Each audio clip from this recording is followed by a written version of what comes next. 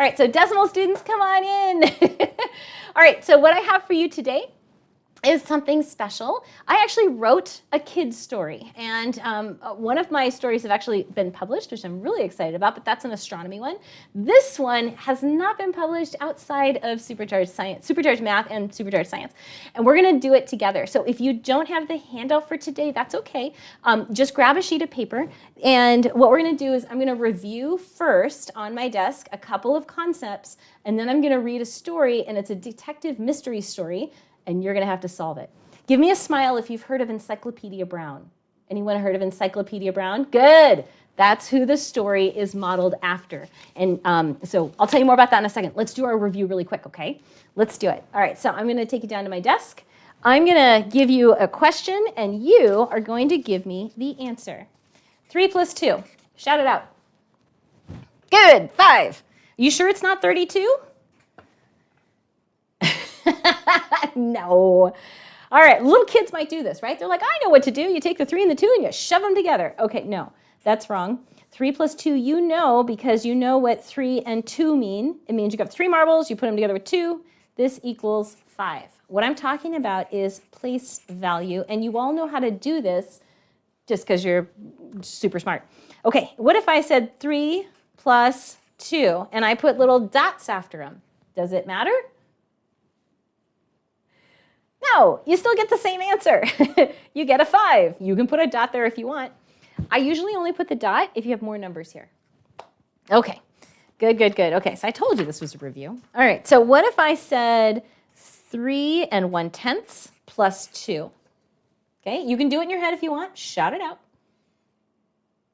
Okay, what are we doing? We're going to stack these. 3 1/10 plus, now that 2 has nothing behind it, so pull out your decimal point and put it there.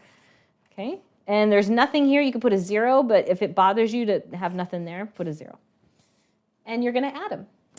3 plus 1, oh, sorry, everybody in their own lane. See, I already read the problem. Everybody in their own lane. 1 and 0 make 1. Drop the decimal point. 3 and 2 make 5. Exactly. Good. Okay. I'm going to take it up a notch. Absolutely. Because, you know, why not?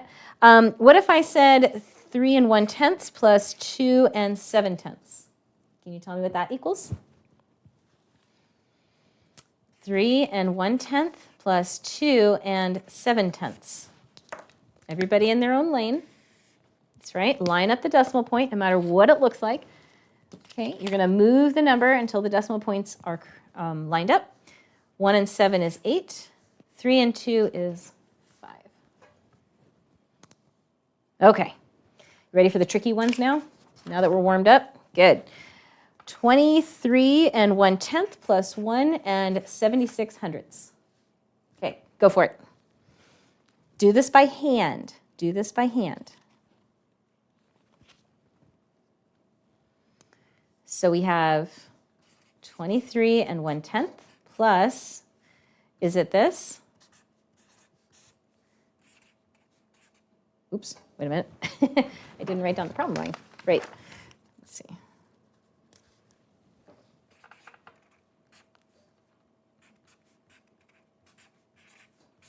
Okay, who's right? Which one of these is right?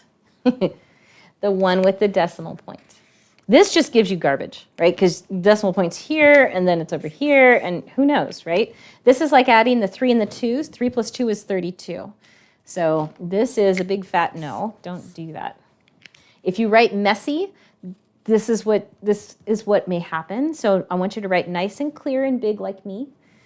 Nothing and 6 make 6. 1 and 7 make 8. 3 and 1 make 4. 2 and nothing make 2. So you have 24 86/100. Okay, how are you feeling about this? Feeling good? Beautiful. Let's start with subtraction. Let's do a couple of subtraction examples. And grab a few more sheets of paper here. Okay, if I said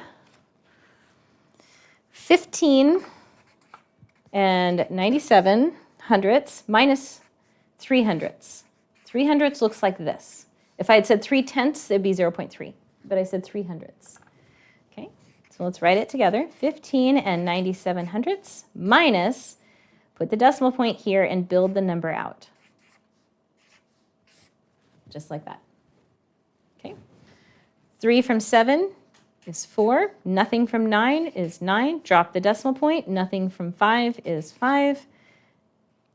And there's a 1. Our answer is 15 and 94/100. All right, ready to borrow? Let's do a little borrowing.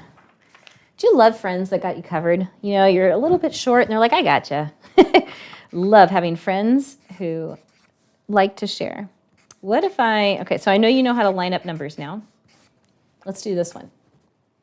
Now you know how to borrow because you've done that with whole numbers. But with decimal numbers, it's exactly the same. The only difference is there's a big dot in the middle and you just drop it down. That's it. That's the only difference. So just pretend these are whole numbers. 4 from 3, you can't do that, right? You want 4 cookies, but your mom only made 3. So the 0 has nothing, right? So we have to go a little bit further. So instead of, do you see the 60 here? So we're going to write 59. Okay, and that 1 has to go somewhere. So now we have a 13. 4 from 13 is 9. 9 from 9 is 0. 1 from 5 is 4. Nothing from 1 is 1. So if you write sloppy like I used to when I was young, I guarantee you're going to make mistakes. So I want you to write nice and big like me. Put everybody in their own lane so you don't make mistakes. Because there's nothing worse than redoing the same math problem 6 times based on your handwriting. Okay. All right, how are you feeling about this one? Do we have a couple smiles? Oh, we got a lot of smiles. Okay, beautiful. So if I said 3 2/10, how would you write that as a decimal? 3 2/10. Okay, we're about to use this in our story, so make sure we're good. Okay, somebody said this. Is that right? No, that's wrong. 3 is the whole number, and 2/10.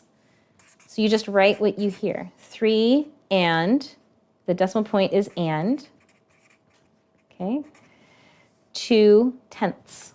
And that's it. Okay, write this one for me. 1 59/100.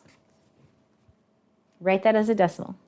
1 59/100. See how I'm literally telling you what to write down.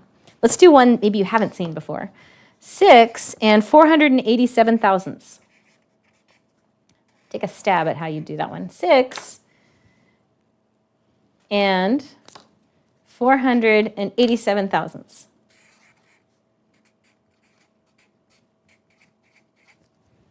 Did you get that? Good. Okay, good. So we always want to line up the decimal, and that's how we also write our decimal numbers as fractions. Who's ready for story time? Okay, good. Let me tell you how this is going to work. So I've actually given you the entire story. I'll show you what it looks like. It's the case of the missing ice cream recipe. So what we're going to do is I'm going to read the story to you. There's a lot of clues in here. So every page has its own set of clues, and you have to solve the problem as we're going through it. Does that sound like fun? Okay, so what we're going to do is I'm going to take it one step at a time. The first intro doesn't really have a whole lot, but let's just get situated. Okay, ready? So here we go. This is so fun. Remember when